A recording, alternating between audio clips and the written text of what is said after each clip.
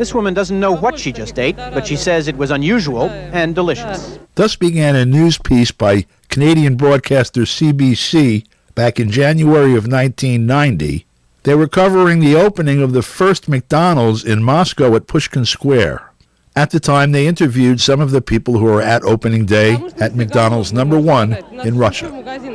We're all hungry in this city, she says. We need more of these places. There's nothing in our stores or restaurants. This was about a year before the Soviet Union was dissolved. Since February of this year, a number of U.S. businesses have closed as a result of sanctions, including all of the McDonald's that were there. The U.S. news media has been reporting that the sanctions against Russia have been effective and are causing widespread problems for people around the country. The coverage today is practically indistinguishable from this gem from 1951. There is the same glorification of one man as all-powerful and all-wise, but the name is not Tsar Nicholas. It is Comrade Stalin. Propaganda from earlier this week coming out of Kiev is even more absurd. The war unleashed by Russia against Ukraine is costing the Russian economy too much. The sanctions imposed by the West led to a crisis in Russian industry. Enterprises are closed. Russian consumers have lost some of their usual goods, and for the rest, they pay triple the price. But what's really going on the ground? Well, as it turns out, we have an American living in Moscow who we speak with on a weekly basis, and we asked him, how did he and his wife celebrate the New Year, which is the big holiday this time of year in Russia? Mark Sleboda, Happy New Year. Happy New Year, s Novim Godom. So, s Novim Godom to you too. How did you celebrate? You and Lena, did you go out? Did you stay home? What do you do in your apartment in Moscow for New Year's, which is a big holiday there? Yeah. New Year's is probably the biggest or tied for the biggest holiday of the year in Russia, the other being May 9th, Victory Day. And New Year's in Russia is a combination of, you want to say, Christmas, New Year's, the 4th of July, and Carnival all thrown together. Let me ask you before you go in. So, were you standing online in an overcoat in monochromatic scene, waiting for shoddy goods in a dull gray package? Yes, and I actually had a gun pointed at the back of my head. I complained about it. The guy in Airplane, yeah. Yeah. Okay. All right. Yeah.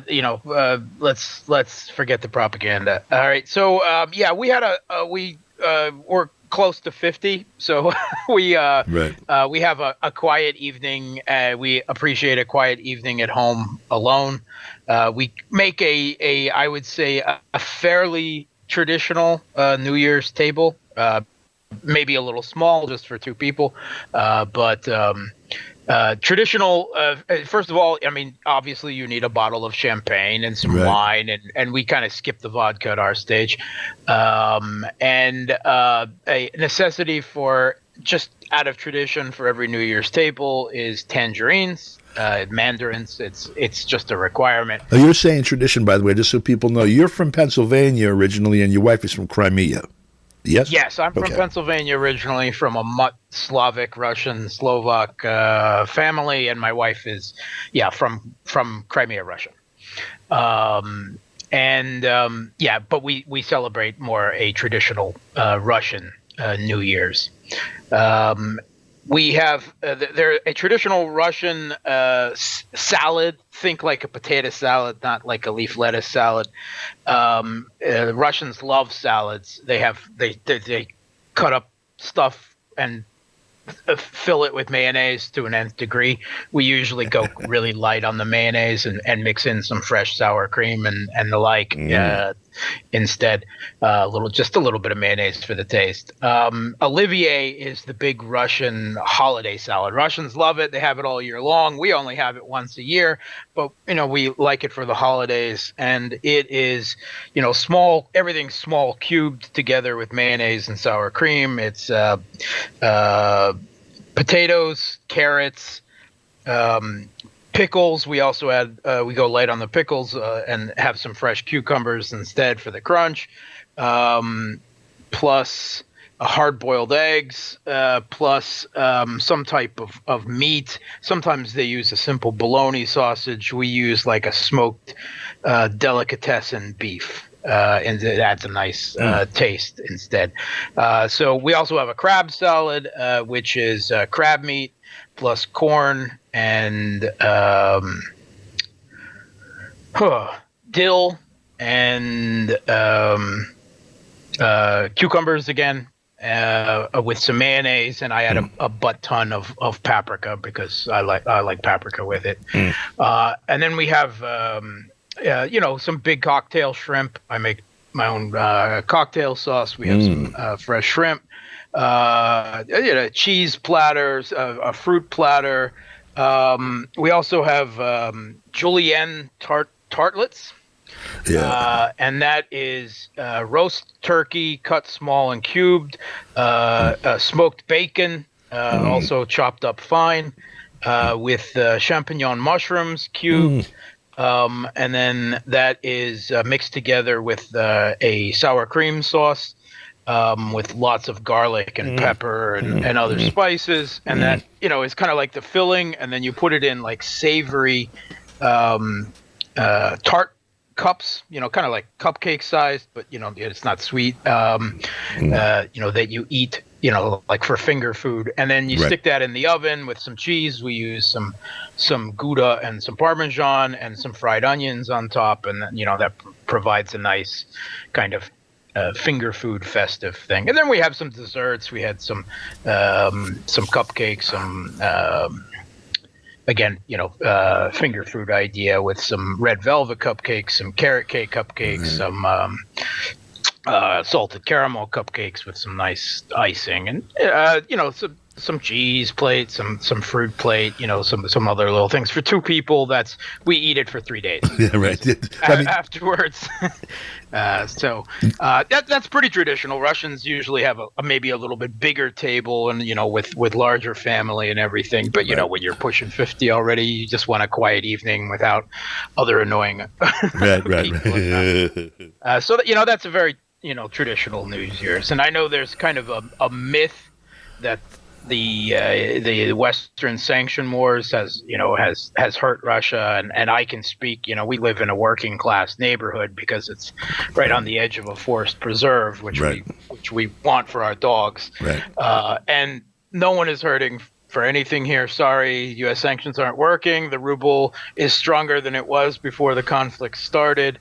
Yeah, we can't order IKEA or McDonald's, although we already have a McDonald's substitute that makes the same garbage. I'm sorry. Your sanctions didn't work. They've actually affected Europe a lot more than Russia.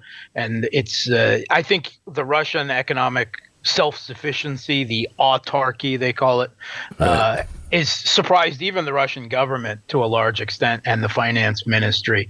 But with the rest of the world outside of the West still trading with us, and the Western sanctions have pushed up the price of all Russian commodities, Russian oil, Russian gas, Russian grain, everything like that. The truth is the Kremlin is making money hand over fist. They've actually been rebuilding you guys have 30 trillion some dollars worth of debt. Russia has hundreds of billions of dollars of reserves. Right. And while the West stole half of that at the beginning, in everything in Western banks was frozen. Of course, Russia will never get it back.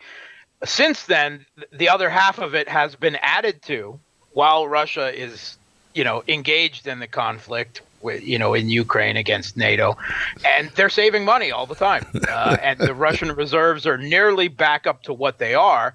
And just instead of investing in, the dollar and the euro, now it's all going into the Chinese yuan and gold, even more gold than before. So it's Russians, the biggest thing you can say is that Russia experienced about 10% inflation over the year, which, it's not nothing to sneeze at, but I know that most of Europe suffered far worse. Here too. And Americans, particularly with the gasoline prices and inflation, was about the same. So if, the worst is, in Russia is, the normal of what happened over there, then, I think you could pretty safely say that sanctions did not have the desired effect, to say the least. I just want to say, to add to that when we were speaking earlier, you had mentioned that, and for the New Year's meal, Lena also likes smoked salmon and caviar, but you're not so fond of it. Smoked salmon and caviar. Yeah, I didn't mention it because I'm not a big fish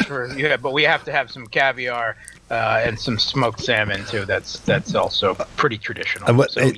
And black and red caviar. Yeah, I don't think people have a real understanding. When the first time I went to Moscow, it was 1990, and we had the advantage of having quote unquote hard currency in those days or whatever.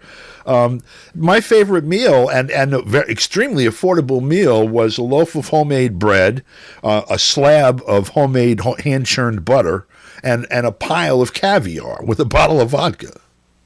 Yeah, that's like I guess, drunk food. Yeah, but it's really good. Yeah. Yeah, I mean, caviar has a long tradition in Russia. I know it's a luxury item in the West. I mean, the finest caviar, it's still fairly expensive here, although nowhere compared to what Americans pay. But actually, I mean, caviar has a real long history, not just in this part of the world. But did you know that ancient Romans, it used to be like the street kiosk food for the poor? Like the hot dogs of Rome? Yeah, it was. It was cheap. That and hummus were the big cheap street food that the poor people ate. Yeah. Wow. History lesson. Mark, thank you very much. Appreciate the time. Thanks. Happy New Year. Happy New Year to you. Snovim Gorum. For KPFK, I'm Don DeBar.